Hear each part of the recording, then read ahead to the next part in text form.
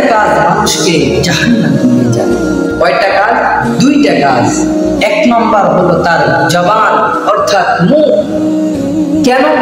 কারণ মুখের মাধ্যমে মানুষ যত সব অশ্লীল, অসাধু, খারাপ শব্দ আছে, খারাপ কাজ আছে, এইগুলো প্রকাশ করার চেষ্টা করে, খারাপ শব্দ আছে সেইগুলো বলে।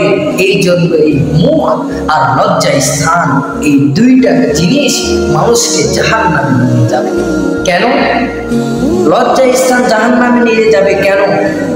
আজ আমরা লজ্জা স্থানের হেফাজত করতে পারি না, অথচ আল্লাহ রাব্বুল আলামিন সূরা মুমিনের মধ্যে বলেন, ওয়াল্লাযীনা হুম লিফুরুজিহিম হাফিজুন, তোমাদের মধ্যে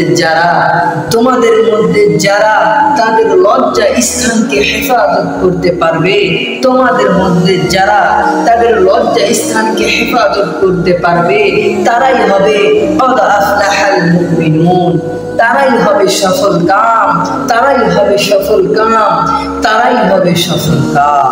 যুবক, কাজে আজ থেকে চেষ্টা করো তোমার লজ্জা স্থানকে হেফাজত করা।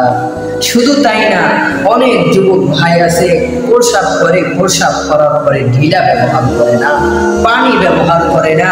যুবক ভাই মনে রেখো, তুমি প্রতিনিয়ত নাপাকি নিয়ে ঘোরাফেরা করতেছো, নাপাকি নিয়ে চলাফেরা করতেছো, তাহলে তুমি তোমার ব্যবসার মধ্যে, তাহলে তুমি তোমার কর্মের মধ্যে, তাহলে তুমি তোমার কাজের মধ্যে কেমনে বরকতের আশা করো?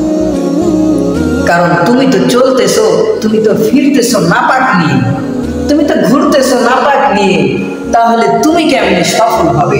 তুমি কেমনে সফল হবে? তোমার কোথায় থেকে বরকত হবে? তোমার কোথায় থেকে বরকত হবে? তোমার কোথায় থেকে বরকত হবে? বরং তোমারই আরো ক্ষতি হবে, তোমার আরো অন্যায় বেশি হবে।